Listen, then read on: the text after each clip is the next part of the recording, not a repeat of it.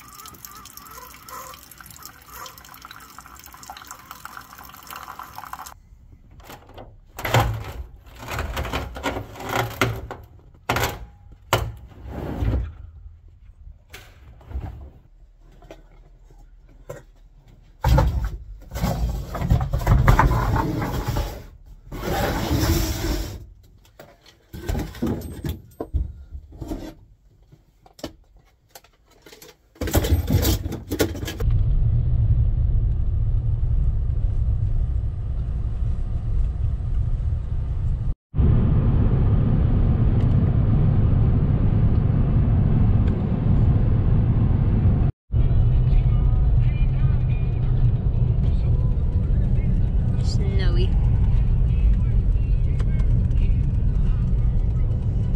Can you tell not many people have gotten off of this exit?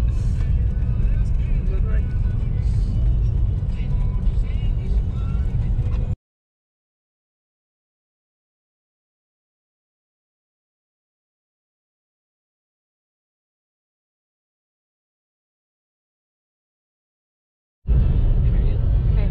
Tractor beef. Thanks.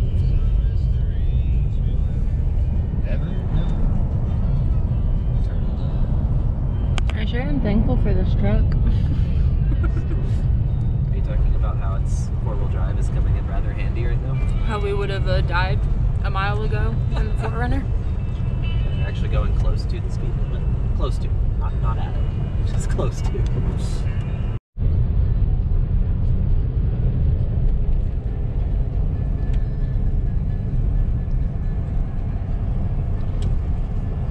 So Okay, go.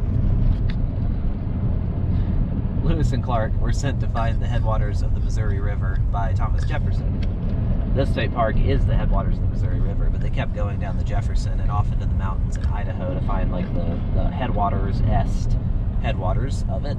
So they kept going for a ways.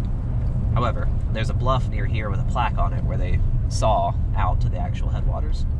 This here to the right is the original site of Gallatin City, which is the first settlement in Gallatin Valley.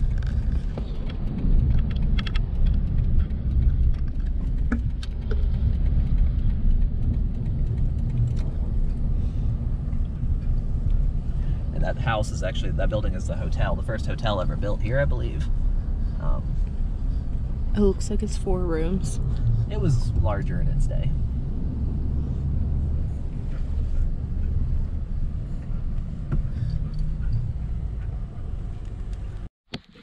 How are you guys doing? Is he good? Mr. Man's got a full belly. A full belly and a clean booty. Full belly, clean booty. Ready to go find a geocache. The bridgers are towering up with the probably actively snowing on them over there. But down here is more of a plains part of the valley.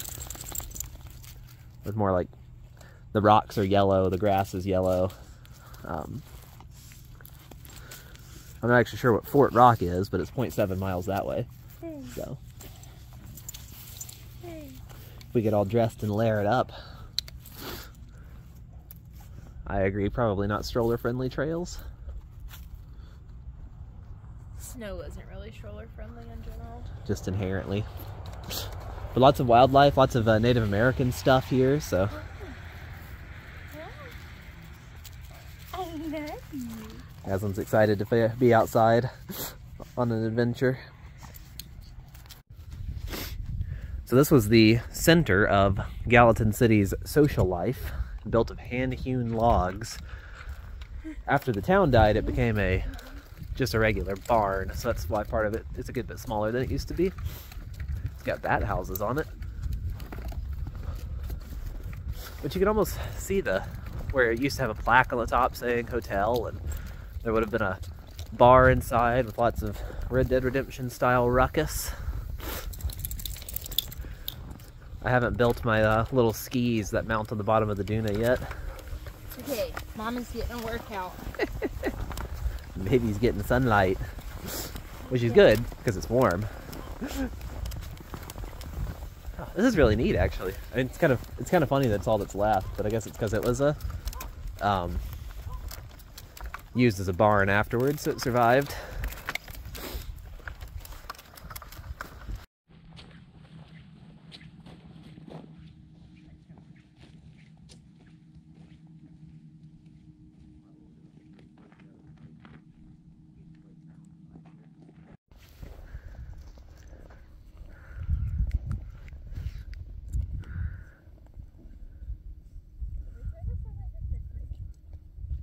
Yeah.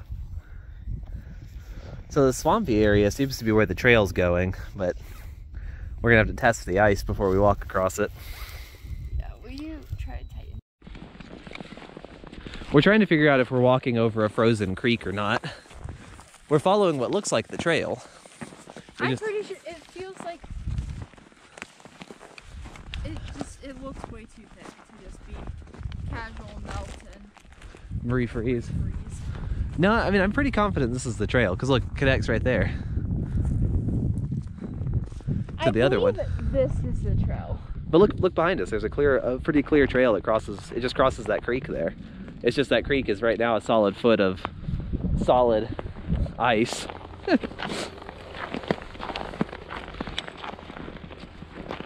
Yeah, here's another parking lot and a trail junction. They're just. I didn't realize it was going to have so much wet underground.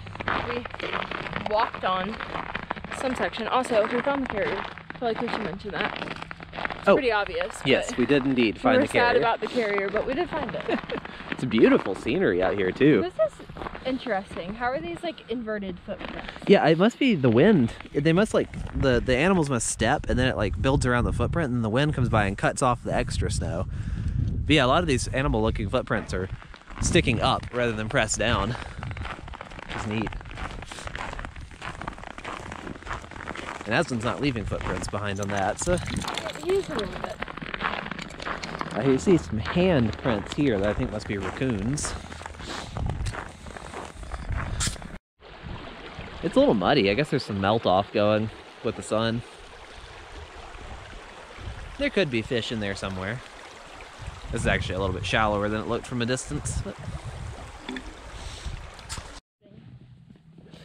Look at this whole collection of them. Yeah. Oh my god. It is. It looks like the Arctic all piled up there where they've gotten stuck on the sticks. Is that a stick? That like red? I think so. It looks like a willow. A willow shoot. It's a beautiful area. So do you walk all the way up to the point from here, or do you go somewhere else? I think you can go all the way to the point up there. Like the trails all connect. And I really think all this that's ice right now, in the spring probably turns to a marsh, but then the rest of the year is just open grass prairie. So this is like a big grassy field between here and that. In most of the year. Sounds animal-like. Yeah.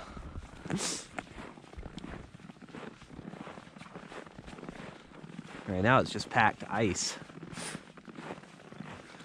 That's got to be the bluff that they famously climbed up on and saw the juncture, which is off to our left, the actual headwaters of the Missouri.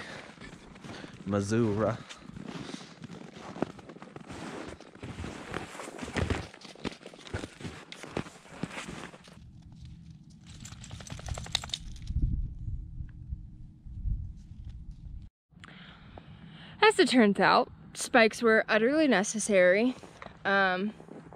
So Alex had to go back to the truck and get our spikes. Luckily there was actually a parking lot that was a little bit closer than the one that we started from. And so it's taking him a little longer because he is also moving the truck to that closer location. But he is hopefully going to be walking back to us soon with some ice spikes so that we can make it across this massive natural ice skating rink.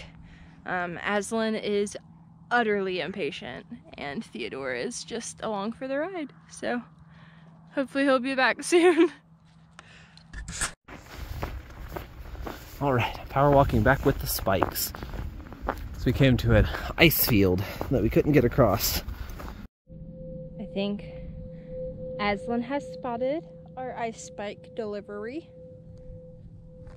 Some crunching, and through the trees I see our special delivery.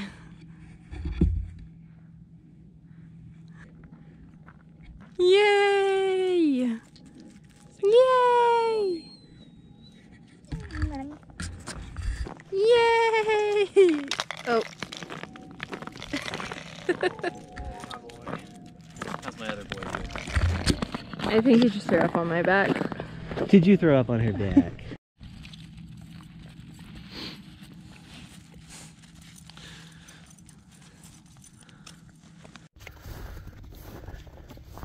Definitely a very Arctic-esque conditions here.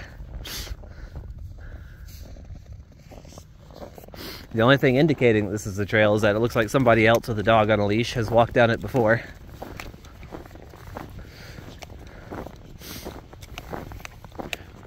And that our map says this is the trail. So that bluff over there is presumably or supposedly where Lewis and Clark stood to see the true headwaters of the Missouri, which are just off to our left.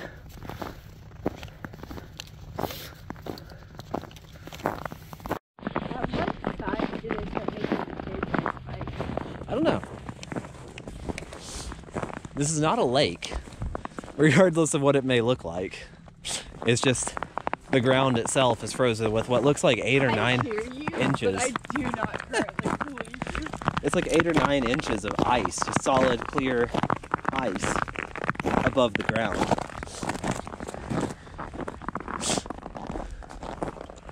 Weird.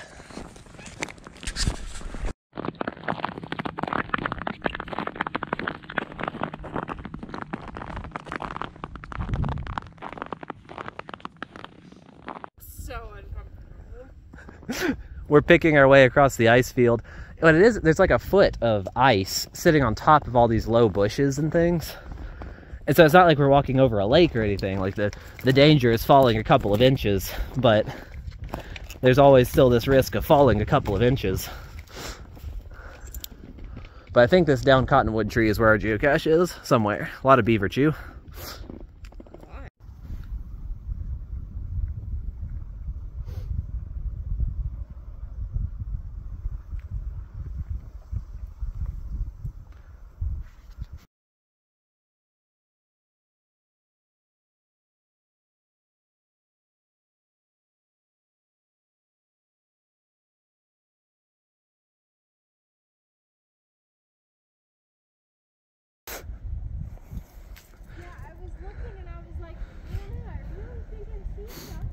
I really wasn't expecting it to be quite that obvious.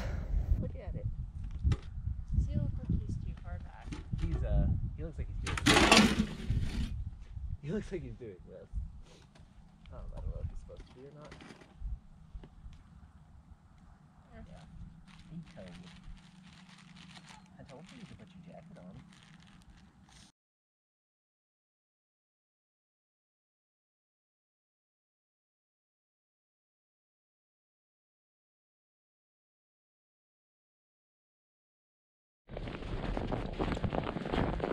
All right, starting to feel like Arctic explorers, aren't we?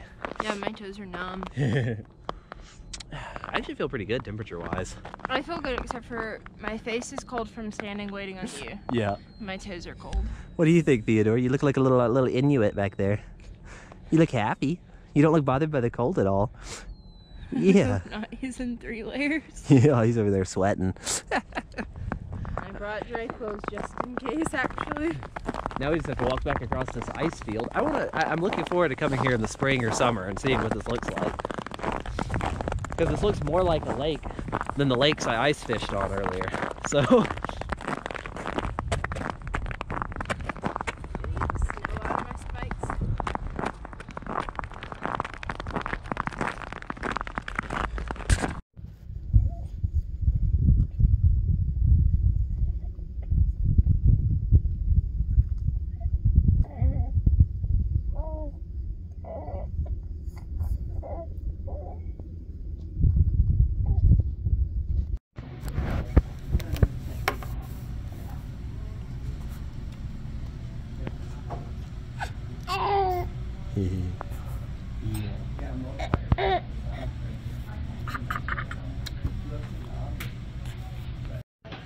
The internet's gonna think we skipped straight to dessert. Who says we didn't? Yeah. What do you think, Mr. Slobbers? What do you think, Mr. Slobbers? Because I think they didn't share with me. No strawberry cheesecake for you. No strawberry cheesecake for the boy.